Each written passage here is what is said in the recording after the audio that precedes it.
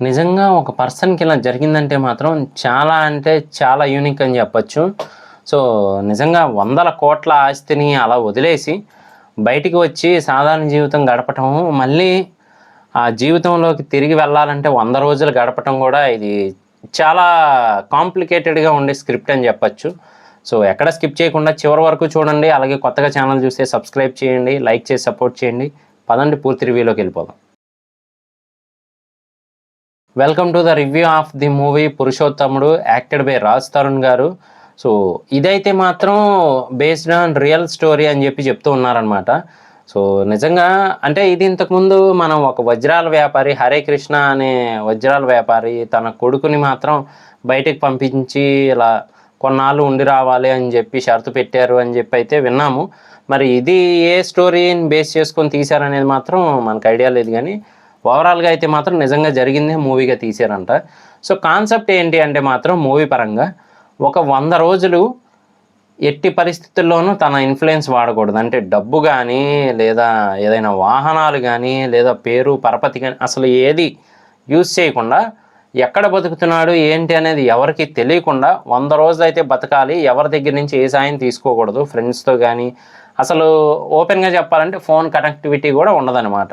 Only ఎళ్ళి తను కష్టపడ్డ సంపాదనతోనే బతకాలి. 100 రోజుల తర్వాత మళ్ళీ తిరిగొస్తేనే ఆ కంపెనీకి సీఈఓ అయితే అవుతారు. ఇది మెయిన్ స్టోరీ అయితే మాత్రం. సో, రాజ్ తరుణ్ గారు చాలా గ్రాండ్ లైఫ్‌నైతే ఎంజాయ్ చేస్తారు, రిచ్ లైఫ్‌ని. అలాంటి రిచ్ లైఫ్ నుంచి సడన్‌గా బయటికి వెళ్ళాల్సి వస్తుంది. కానీ ఇక్కడ ఏంటి అంటే మాత్రం వాళ్ళ ఫాదరు వద్దు, ఆ కండిషన్ అనేది అప్పుడే ఆపేయాలి. కానీ కంటిన్యూ చేస్తున్నారు అన్నా గానీ, లేదు నేను ఒప్పుకుంటాను అని రాజ్ తరుణ్ గారు ఛాలెంజ్ చేసి మరీ బయటకొస్తారనమాట. అక్కడ అతన్ని అపోజిట్ చేసే వాళ్ళందరితో. సో, బయటకొచ్చి నెమ్మదిగా కష్టాలు పడటం గానీ, లేదు అంటే అసలు ఆకలి ఎలా ఉంటుంది, కష్టం ఎలా ఉంటుంది అన్నీ తెలుసుకుంటాడనమాట. సో, మొత్తంగా అలా నెమ్మదిగా కంటిన్యూ చేస్తూ ఉంటారు. 50 డేస్ అయిపోతుంది. నెమ్మదిగా ఆ టార్గెట్ అయిపోయే కొద్దీ కూడా ఆయనకి కష్టాలనేవి ఇంకా పెరుగుతూ ఉంటాయన్నమాట. ఏదో రకంగా ప్రాబ్లమ్స్ వస్తూ ఉంటాయి. సో, వాటన్నింటినీ దాటుకుంటూ ముందుకు వెళ్తూ ఉంటారు. కానీ ఇంకా లైఫ్ అండ్ డెత్ అంటారు కదా! సో, అలాంటి సిచ్యువేషన్ వస్తుందన్నమాట.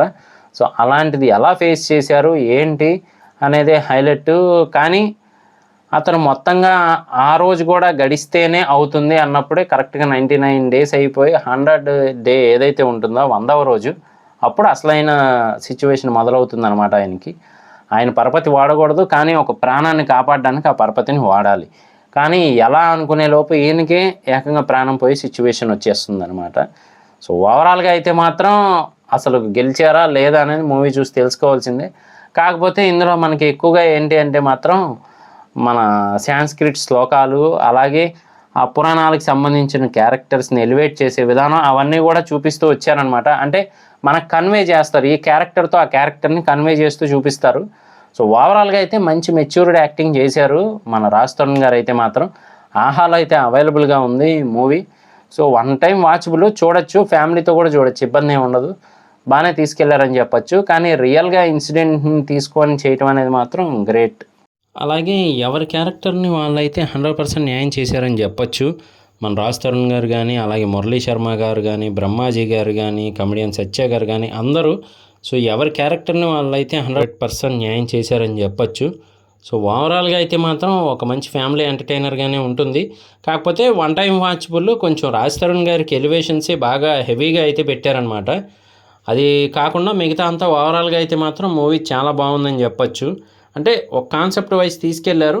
కాకపోతే కొంచెం లింకింగ్ చేసేటప్పుడు ఫాస్ట్ అయిన ఫీలింగ్ అయితే మనకు వస్తూ ఉంటుంది. అంటే సీన్స్ ఒక సీన్ నుంచి ఇంకో సీన్‌కి వెళ్ళేటప్పుడు మనకే అనిపిస్తూ ఉంటుందన్నమాట. కొంచెం హెవీ అయినట్టుంది, ఫాస్ట్‌గా తీసుకెళ్ళిపోతున్నారు అన్నట్టు అనిపిస్తూ ఉంటుంది. అలాగే మన రాజ్ తరుణ్ గారికి కూడా ఎలివేషన్స్ బాగా హెవీగా ఇచ్చారనే ఫీల్ అయితే మనకు అనిపిస్తూ ఉంటుందన్నమాట.